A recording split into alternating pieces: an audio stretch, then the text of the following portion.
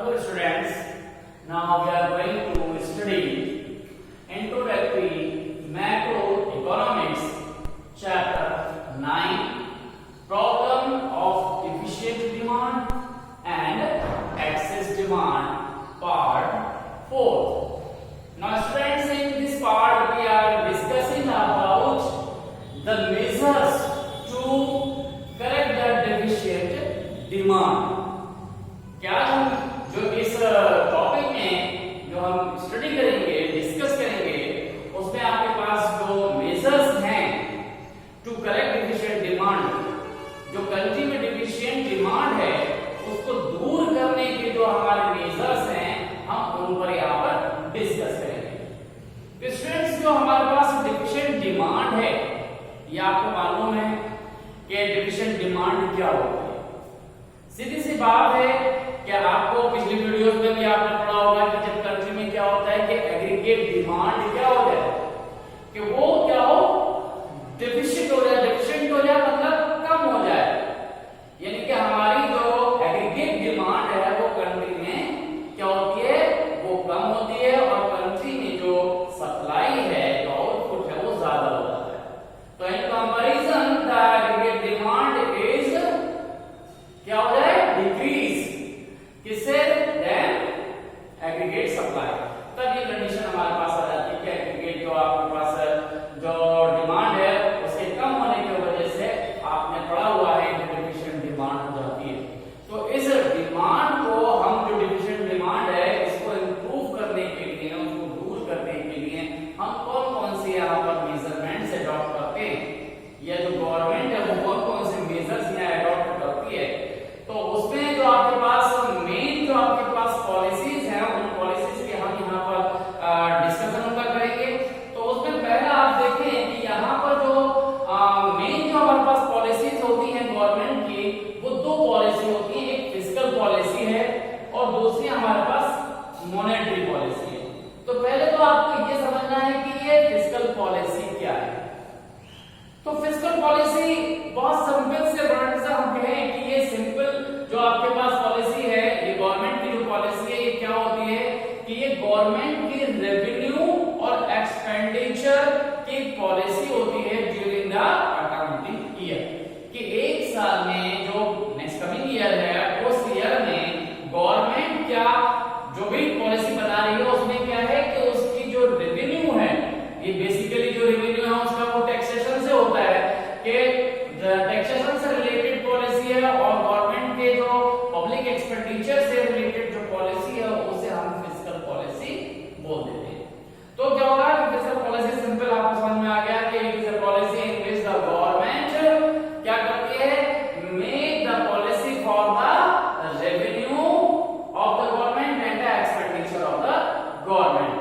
तो इस पॉलिसी में वो किस तरह की एक्टिविटीज को वो इंट्रोड्यूस करती है या किस तरह की पॉलिसी को वो अडॉप्ट करती है, जिससे क्या होता है, जिससे कि हमारी डिफिशिएंट डिमांड जो है वो करेक्ट हो जाए। ओके, तो यहाँ पर हम वही चीज फोकस करेंगे बार बार इस फिस्कल पॉलिसी के अंदर के गवर्नमेंट को क्या क्या यहाँ करना होता है। तो यहाँ पर सबसे पहले आपके पास है इंक्रीज द गवर्नमेंट एक्सपेंडिचर।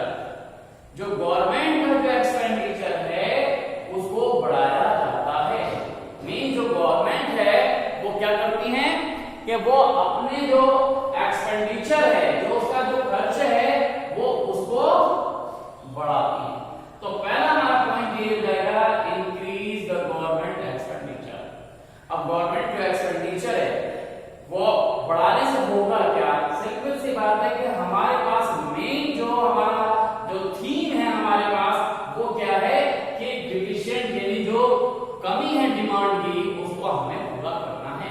और कमी किसकी वजह से है, और उसके पीछे सबसे बड़ा जो लॉजिक होता है वो होता है पब्लिक के पास इनकम का ना होना।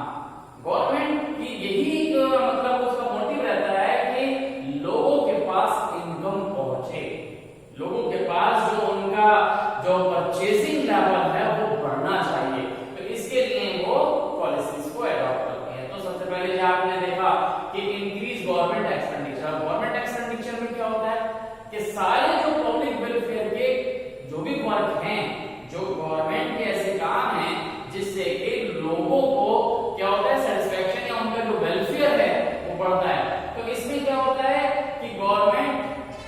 कंट्री के अंदर अपने पॉलिसीज को मॉडिफाइड करती है और जो फंडामेंटल्स हैं, जो उनके एक्सपेंडिचर हैं, जिनके थ्रू की ग्रोथ को बढ़ाया जा सकता है, जिसमें कि आपके पास आपका रोड का कंस्ट्रक्शन है, ट्रांसपोर्टेशन है, इनको बढ़ाने की बात की जाती है कि सड़कों पर यहाँ पर खर्च किया जाता है, उनको बढ़ाया जाता है, गवर्नमेंट इन पर खर्च करती है, ब्रिज बनाए जाते हैं, पब्लिक जो आपके पास एक्सपेंडिचर से रिलेटेड जो आपके इंडस्ट्रीज है उनको लगाया जाता है। तो हॉस्पिटल्स हैं, कॉलेजेस हैं, इन सब का कंस्ट्रक्शन गवर्नमेंट करती है।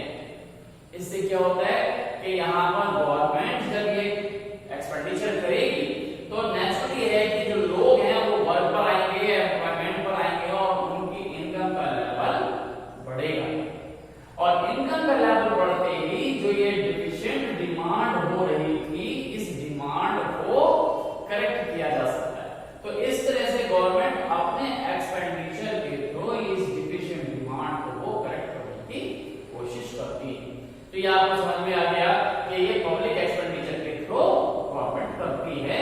ओके, अब हमारे पास आता है एक दूसरा पॉइंट आता है इसी फिस्कल पॉलिसी के अंदर कि जो रिडक्शन इन टैक्सेस कि गवर्नमेंट क्या करती है, क्योंकि गवर्नमेंट क्या करती है, जो टैक्स हैं उन टैक्स के जो थ्रू जो गवर्नमेंट इंपोज करती है तो पब्लिक का बहुत सारा जो पैसा है, जो उसके मतलब परचेजिंग पावर है, वो कहीं ना कहीं गवर्नमेंट के पास चली जाती है, यानी पैसा गवर्नमेंट के पास पहुंच जाता है तो उसके जो परचेजिंग पावर है वो रिड्यूस हो जाती है। तो इसीलिए वो क्या करती है, गवर्नमेंट के रिडक्शन इन टैक्सेस, जो गवर्नमेंट है टैक्सेस को कम कर देती है और टैक्सेस के कम करने से क्या हो जाता है कि जो एक तरह से हम कहें कि इनडायरेक्ट जो इनकम है उसके अंदर एक इंक्रीज जो है वो हो जाता है।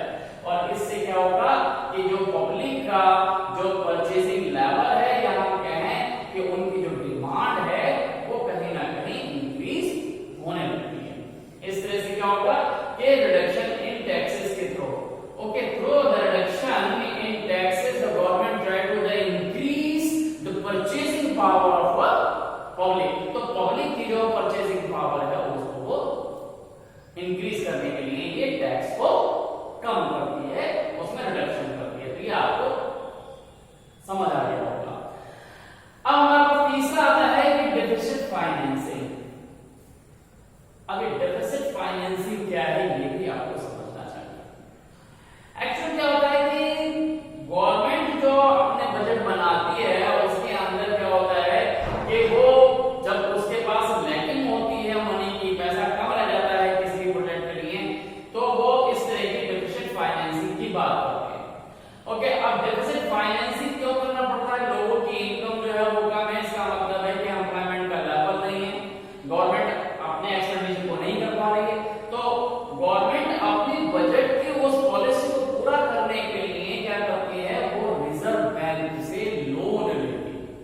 तो ये जो रिजर्व बैंक से लोन लेना और उसे इकोनॉमी में खर्च करना, यही हमारे पास डेफिसिट फाइनेंसिंग होता है कि एक्स्ट्रा पैसा वो रिजर्व बैंक से लोन लेकर वो अपने प्रोजेक्ट में लगाती है, अपने वर्क में लगाती है, जिससे कि लोगों की इनकम बढ़ती है। तो एक्स्ट्रा पैसा इकोनॉमी आ जाता है।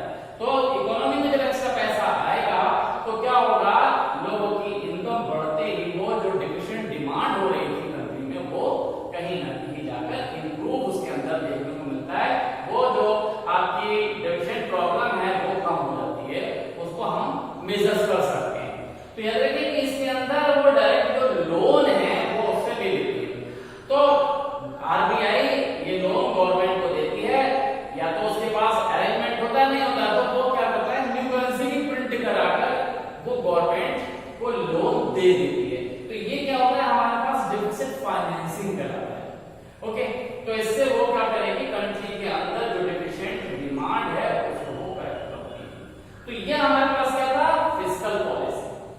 तो इस तरह से जो हमारे पास फिस्कल पॉलिसी है इसके थ्रू गवर्नमेंट हमेशा ये कोशिश करती है कि वो कंट्री की डेफिशिएंट डिमांड को करेक्ट करे।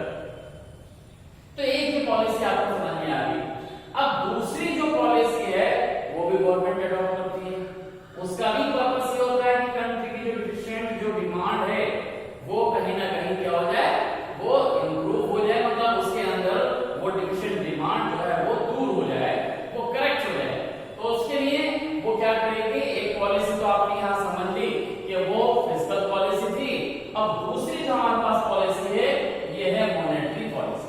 तो मॉनेटरी पॉलिसी आपके पास क्या है, ये भी आपको समझना है। तो याद रखिए कि जो ये मॉनेटरी पॉलिसी है, इस पॉलिसी का मतलब है कि जो कंट्री के अंदर मनी सप्लाई है, मतलब जो सर्कुलेशन हो रहा है मनी का, मूवमेंट हो रहा है मनी का, उसको कंट्रोल करना होता है। क्या होता है कि कभी कभी जो सर्कुलेशन है बहुत तेज हो जाता है, तो इससे प्रॉब्लम्स हो जाती है, वही प्रॉब्लम्स हमारे पास यहाँ आती हैं। कभी सर्कुलेशन कम हो जाता है तब हमारे पास प्रॉब्लम आती है। तो ये मॉनेटरी पॉलिसीज के अंदर हमेशा याद रखिए कि जब हमारे पास क्या होता है कि कंट्री के अंदर सर्कुलेशन यानी कि मनी सप्लाई से रिलेटेड हम कंट्रोल करते हैं, तो वो मॉनेटरी पॉलिसी आती है। तो इसमें अवेलेबिलिटी ऑफ जो क्रेडिट है उसको कंट्रोल करना, उसको या इंप्रूव करना, या जो मनी सप्लाई है उसको कंट्रोल करना, यही मॉनेटरी पॉलिसी है। ओके, तो in this policy government try to control money supply in country during a accounting year और द फाइनेंशियल ईयर। तो इसे वो कंट्रोल करेगी और यही पॉलिसी हमारे पास मॉनेटरी पॉलिसी कहलाती है। अब देखिए मॉनेटरी पॉलिसी, अब हमारे पास प्रॉब्लम क्या है, डिफिशिएंट हमारे पास डिमांड है। डिफिशिएंट डिमांड जब हमारे पास होगी तो इसमें किस तरह की कंडीशंस होगी, तो याद रखिए कि जो मॉनेटरी पॉलिसी है इसमें जो डिफिशिएंट डिमांड है ये किस तरह के इंडिकेशन कर रही होगी। इसका मतलब ये है कि यहाँ पर जो मनी सप्लाई है वो हमारे पास क्या होगी, वो कम होगी। कंट्री में जो सर्कुलेशन हो रहा है वो कम हो रहा है। ओके, लोग जो है वो खर्च जो है आपके पास वो नहीं कर रहे हैं क्योंकि उनके पास पैसा नहीं है। तो इसका मतलब ये है कि जो सर्कुलेशन है कंट्री में, जो मनी की वेलोसिटी है, मतलब जो मूवमेंट है वो मूवमेंट में कम हो रहा है। तो इस मूवमेंट को करेक्ट करने के लिए मॉनेटरी पॉलिसी में दो तरह के मेजर्स हैं। एक है क्वांटिटेटिव मेजर्स और दूसरा हमारे पास आता है क्वालिटेटिव मेजर्स। ओके, तो जो हमारे पास मनी की क्वांटिटी में कम बड़ी कैसे की जाए, उससे रिलेटेड जो हमारे पास मेजर्स हैं वो हमारे पास क्वांटिटेटिव मेजर्स में आते हैं, यानी कि जो सप्लाई है, मनी सप्लाई है, उसकी क्वांटिटी में कंट्रोल करना पड़ता है कि वो कम या ज्यादा कैसे हो रही है, कैसे की जा सकती है। तो यहाँ पर जो पहला मेजर आपके पास आता है वो आता है हमारे पास रिडक्शन। किसमें, जो क्वांटिटेटिव मेजर्स है, यानी क्वांटिटेटिव मेजर्स अलग हैं और ये क्वालिटेटिव मेजर्स अलग है, लेकिन ये दोनों मिलकर हमारे पास मॉनेटरी पॉलिसी में आते हैं। ओके, तो यहाँ पर जो हमारे पास क्वालिटेटिव जो हम क्वांटिटेटिव मेजर्स है, क्वांटिटेटिव का मतलब जो आपके पास मैंने बताया कि जो मनी की जो क्वांटिटी है कंट्री के अंदर उसको इंक्रीज या डिक्रीज करना। तो यहाँ पर आप देखिए पहला आपके पास है रिडक्शन इन बैंक रेट। अब देखिए बैंक रेट से क्या होता है कि बैंक रेट जो है रिजर्व बैंक कंट्री की सेंट्रल बैंक लगाती है। तो ये आपने पहले भी पढ़ चुके हैं आप, लेकिन क्या है कि अभी जो कंट्रोल है, जो हमारे पास जो क्वांटिटी जो कंट्रोल जो आरबीआई के जो चैप्टर था उसके अंदर से रिड्यूस किए, लेकिन यहाँ आपको पढ़ने। तो यहाँ पर रिडक्शन इन बैंक रेट का मीनिंग होता है कि जो आरबीआई है वो क्या करती है, अपनी बैंक रेट क्या होती है कि ये वो रेट है जिससे कि वो क्या करती है, जो कमर्शियल बैंक है उनको वो क्रेडिट अवेलेबल कराती है या उनको लोन देती है। तो इससे हमारे पास क्या होता है कि जो बैंक रेट है, इस बैंक रेट से हमारे पास क्या होता है कि कम होने का मतलब है कि ये जो हमारे पास बैंक रेट है, तो बैंक रेट जब कम होती है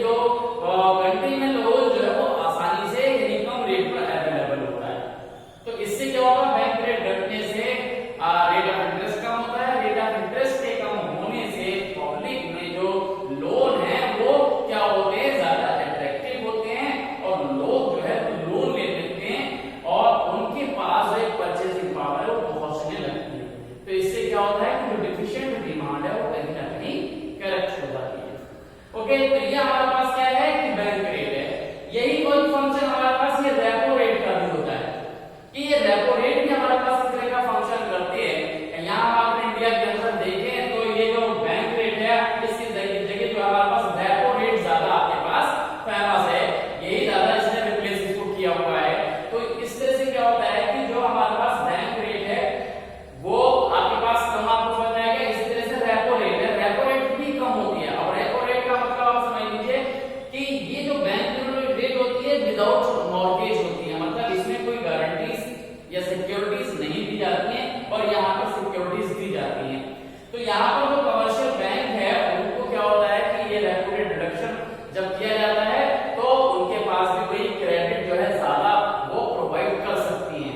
तो इससे भी गवर्नमेंट क्या करती है कि जब इस तरह की पॉलिसी अडॉप्ट करती है सेंट्रल बैंक के थ्रू, तो रेपो रेट के कम होने से भी जो हमारे पास जो कमर्शियल बैंक है उनके पास जो क्रेडिट है, उनकी मनी जो लोन देने के लिए वो ज्यादा हो जाता है और वो लो रेट पर यानी कम रेट पर लोगों को रेट जो कम रेट है उस पर वो लोन दे देती है। तो इससे क्या होता है कि जब लोगों में लोन जो है वो पहुंचने लगते हैं तो ये डिफिशिएंट डिमांड की जो सिचुएशन है वो क्या होती है, वो कंट्रोल होने लगती है, वो हमारे पास कह सकते हैं कि वो कम होने लगती है। तो ये रिडक्शन आपके पास कितने आ गया, रेपो रेट में आ गया। अब नेक्स्ट आपके पास आता है, ये आपको समझ में आ गया, ये आपने देख लिया कि बैंक रेट और रेपो रेट है दोनों ही एक चीज, दोनों का डिफरेंस केवल इतना है कि ये जो है सिक्योरिटी के बिना इमीडिएटली लोन के फॉर्म में हम यहाँ गवर्नमेंट जो है वो आरबीआई कमर्शियल बैंक को देती है और यहाँ पर विद जो सिक्योरिटीज है वो क्या करती है गवर्नमेंट को जो कमर्शियल बैंक को दे देती है। तो यहाँ पर ये आपको समझ में आ गया। ये फिर आता है ओपन मार्केट एक्टिविटीज। ये देखिए ओपन मार्केट एक्टिविटीज क्या होती है। ओपन मार्केट एक्टिविटीज का मतलब है कि जो आरबीआई है, हम इंडिया में बात कर रहे हैं तो रिजर्व बैंक ऑफ इंडिया की बात कर रहे हैं, तो इसमें ओपन मार्केट एक्टिविटीज के अंदर क्या होता है कि जो आरबीआई है वो अपनी सिक्योरिटीज को सेल या परचेज करने लगती है ओपन मार्केट में। मतलब जो उसके शेयर्स हैं, जो उसमें जो सेविंग सर्टिफिकेट्स हैं वो क्या है कमर्शियल बैंक के थ्रू या पोस्ट ऑफिस के थ्रू वो क्या करती है, सेल परचेज करती है। तो याद रखिए कि ये जो सिक्योरिटीज होती हैं, जो आरबीआई के जो शेयर्स होते हैं या जो सेविंग सर्टिफिकेट्स होते हैं, जब ये इशू करते हैं तो पब्लिक जो है वो इंटरेस्ट ज्यादा होता है तो उसको परचेज करे। तो इसलिए क्या होता है कि जब ये देखती है कि डिफिशिएंट डिमांड है, लोगों के पास क्या है, पैसा नहीं है, ओके, तो जब पैसा नहीं है तो इसके लिए वो क्या करेगी, किस तरह की, क्योंकि मेन जो मोटो है वो उसका क्या है कि उसका मोटो ये है कि वो लोगों को पैसा दे। तो पैसा लोगों के पास कैसे जाएगा, तो इसके अंदर आप देखिए कि इसमें क्या होता है कि ओपन मार्केट एक्टिविटीज में जो आरबीआई है जो उसने अपनी सिक्योरिटीज हैं जो उसने पहले से सेल आउट कर रखी है उनको क्या करेगी, परचेज करना शुरू कर देती है, यानी वापस खरीदना शुरू कर देती है। इसके लिए वो अट्रैक्टिव पॉलिसीज बनाती है जिससे क्या होता है कि जिन लोगों के पास क्या है, जो गवर्नमेंट की जो आरबीआई की जो सिक्योरिटीज है जो उनके पास रखी हैं वो क्या होते हैं, वापस आरबीआई में जाते हैं। इससे क्या होता है कि जो पैसा है वो कहां जा रहा है, अब वो जा रहा है लोगों के पास। क्यों, क्योंकि जो आरबीआई है जो अपनी उसने क्या किया है, जो सिक्योरिटीज पहले से बेच रखी है, सेल कर रखी है, उनको वो एक्स्ट्रा बेनिफिट से क्या करती है, वो खरीदती है, तो लोग उससे अट्रैक्ट होकर वो वापस देते हैं और इससे क्या होता है कि पैसा जो है कहां जाता है, लोगों के पास जाता है, बैंक से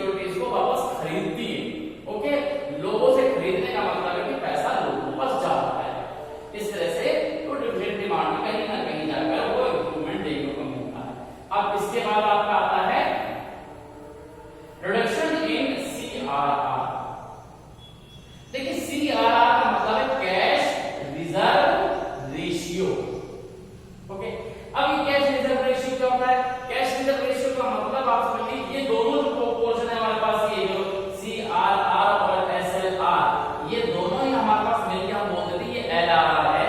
लेकिन हम यहाँ अलग अलग आपको बता रहे हैं कि CRR का मतलब है कि RBI क्या करती है कमर्शियल बैंक के लिए एक फिक्स जो रेट है, अमाउंट है, अमाउंट के लिए वो क्या करती है फिक्स कर देती है कि जितना भी कमर्शियल बैंक जो पब्लिक से जो पैसा जो डिपॉजिट कर रहे हैं उसका एक फिक्स जो हमारे पास रेट है, उस फिक्स रेट से डेली जितना भी पैसा उसके अंदर डिपॉजिट हो रहा है उसका वो पोर्शन जितना उसने फिक्स किया है वो पोर्शन आरबीआई ने जाना ही जाना है।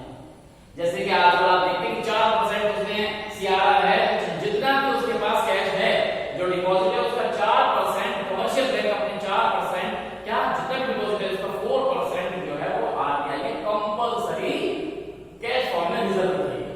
तो ये आरबीआई में रिजर्व होता है, लेकिन होता किसका है? कमर्शियल बैंक का होता है। तो क्या होता है कि डिफिशिएंट डिमांड है, तो डिफिशिएंट डिमांड का मतलब है कि सीआरआर को कम कर दिया जाता है। इससे क्या होगा? कम पैसा वो आरबीआई ने कैश के फॉर्म में रखेगी और जो कमर्शियल बैंक है उनके पास ज्यादा पैसा आएगा लोन डिस्ट्रीब्यूट करने के लिए। तो उससे जो है डिफिशिएंट डिमांड कहीं ना कहीं दूर होती है। ओके, ये कौन फिक्स करता है? सीआरआर, ये आरबीआई ही फिक्स करती है। अब इसके बाद हमारे पास दूसरा जो है वो है हमारे पास जिसे हम बोलते हैं reduction in SLR, स्टेटरी liquidity ratio. अब ये एसएलआर क्या होता है? एसएलआर का मतलब होता है ये भी क्या होता है कि आरबीआई ही फिक्स करती है। और यह समझ लीजिए कि ये आपके पास 22% आपके पास है, तो इसे किसने फिक्स किया हुआ है? आरबीआई यानी कि सेंट्रल बैंक ने फिक्स किया हुआ है। अब अगर और ये होता क्या है? ये होता है ये भी कैश अमाउंट होता है। ये जैसे कि आप समझिए कोई भी रिजर्व बैंक हो, कोई भी कमर्शियल बैंक है, कमर्शियल बैंक का जितना भी डिपॉजिट है उसका कुछ परसेंट जो कमर्शियल बैंक है वो अपने पास रिजर्व रखेंगे।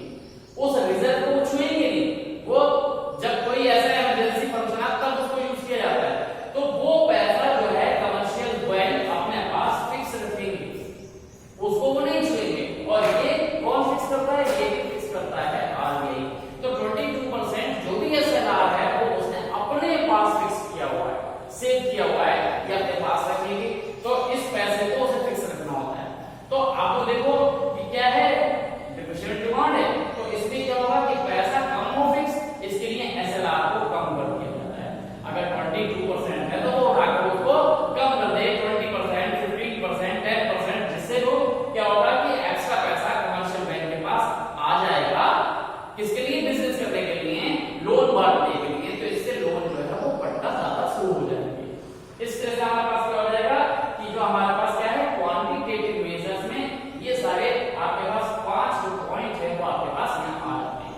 तो क्या होगा कि ये पहला आपके पास ये रिडक्शन हो जाएगा, बैंक रेट में रिडक्शन हो जाएगा, रेपो रेट में ओपन मार्केट के अंदर वो परचेज करने लगती है, और रिडक्शन सीआरआर के अंदर हो जाता है, एसएलआर के अंदर भी रिडक्शन कर दिया जाता है।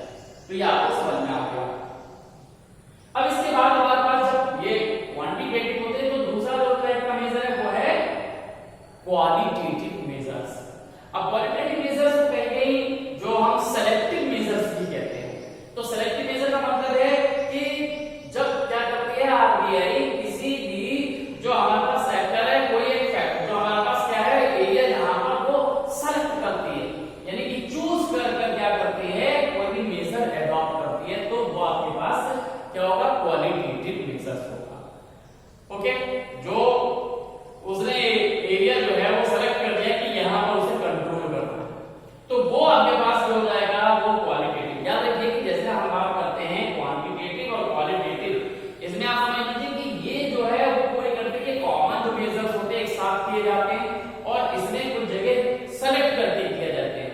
जैसे आप एक एग्जांपल समझ सकते हो, छोटा सा एग्जांपल आपके पास, जैसे कि स्क्रॉलिंग जो होता है आपके पास अगर क्लास के अंदर बच्चे डिस्टर्ब कर रहे हैं तो क्या होता है कि दो तरह से कंट्रोल किया जाता है। एक तो ये कि सबको कॉमन जो है वहां पर स्क्रॉलिंग होती है उनकी सबकी एक साथ डांट पड़ जाती है बिना किसी नाम के। तो जब पूरी क्लास को एक साथ क्या किया जा रहा है, इसमें का पनिशमेंट दिया जाता है, तो वो एक तरह से आप समझ लीजिए कि वो क्वांटिटेटिव है, सबको कंट्रोल किया जा रहा है। लेकिन यहाँ पर क्या होता है, यहाँ पर जब पर्टिकुलर किसी पर्सन को किसी पर्टिकुलर आपके पास क्या होता है क्वालिटेटिव, कि एक पर्टिकुलर स्टूडेंट अगर वो क्या कर डिस्टर्बिंग कर रहा है तो उसका नाम लिया जाता है, उसको खड़ा करके क्या किया जाता है क्लास के बाहर कर दिया जाता है, किसी भी डिस्टर्बेंस ना हो, तब वो आपके पास ये क्वालिटेटिव मेजर्स में आपके पास आ जाता है। ओके, तो इसमें जो स्पेसिफिक फील्ड है उसको सेलेक्ट किया जाता है। तो इसमें पहला जो हमारे पास है रिडक्शन इन मार्जिन रिक्वायरमेंट्स। तो ये मार्जिन रिक्वायरमेंट्स क्या है? अब देखिए ये हमारे पास क्या होता है कि इसमें क्या होता है कि जो आरबीआई है वो पॉलिसीज के अंदर अपने डिसाइड कर लेती है कि जब लोन दी जाती है तो उसके पीछे क्या किया जाता है, सिक्योरिटीज रखी जाती है।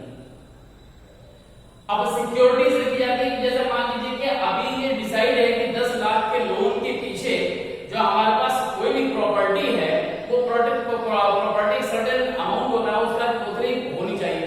जैसे हम एग्जांपल ले लेते हैं कि मान लीजिए कि अभी उसने ये फिक्स किया हुआ है कि 10 लाख के लोन के पीछे 2 एकड़ की जमीन होनी चाहिए। ओके, तो अगर 2 एकड़ की जमीन है, 2 एकड़ जमीन के कागजात अगर उसके पास हैं तो 10 लाख रुपए उसको लोन मिलेगा, ये अभी डिसाइड किया हुआ है। लेकिन जब डिविडेंड डिमांड होती है तो लोगों के पास पैसा कम होता है, तो इसके लिए क्या करती है कि वो मार्जिन रिक्वायरमेंट को कम करती है, मतलब जो पीछे सिक्योरिटीज हैं लोन के लिए इसको कम कर देती है कि अभी तक 2 एकड़ जमीन के लिए उसके पीछे 1 एकड़ कर सकती है। तो 1 एकड़ करने का मतलब है कि अभी लोग 10 लाख का लोन नहीं मिल रहा था, वो 20 लाख का लोन ले सकते हैं। तो इससे क्या होता है कि हम बोलते हैं कि रिडक्शन इन मार्जिन रिक्वायरमेंट। तो एक तरह से आप ये समझ लिया कि जब सिक्योरिटीज को कम किया जाता है लोन के लिए तो हमारे पास क्या हो जाएगा, ये मार्जिन रिक्वायरमेंट होता है। तो हम इसी तरह से करते हैं, या इसको कभी कभी हम ऐसे भी कह सकते हैं कि जो अप्लाइड लोन है, जो हमने लोन को अप्लाई किया है और गवर्नमेंट क्या करती है कि एक्चुअल लोन होता है तो उनके बीच के डिफरेंस को भी हम मार्जिन रिक्वायरमेंट यहां बोल देते हैं। तो इतना आपको समझ में आना चाहिए कि रिडक्शन जब हमारे पास मार्जिन रिक्वायरमेंट का मीनिंग ये है कि जब हम लोन के बैक में जो हमारे पास सिक्योरिटीज हैं उनको हम यहाँ पर इस तरह से यूज करते हैं कि अगर क्या है डिफिशिएंट डिमांड है तो हम सिक्योरिटीज की जो वैल्यूज है उसको थोड़ा कम कर देते हैं। जब कम कर देंगे तो उसी अमाउंट पर, पहले जैसे कि आपने हमने भी एग्जांपल दिया कि वो जो 2 एकड़ जमीन थी उस एकड़ पर उसे 10 लाख का लोन मिल रहा था, अब उसी पर वो चाहे तो वो 20 लाख का भी लोन ले सकता है, उसे मिल जाएगा। तो इससे क्या होगा कि जो लोन है वो एक्सपेंसेस हो जाते हैं, बढ़ जाते हैं, तो उससे क्या होता है ये जो हमारे पास डिफिशिएंट डिमांड है वो कहीं ना कहीं कंट्रोल में आ जाती है। तो ये आपको समझ में आ गया।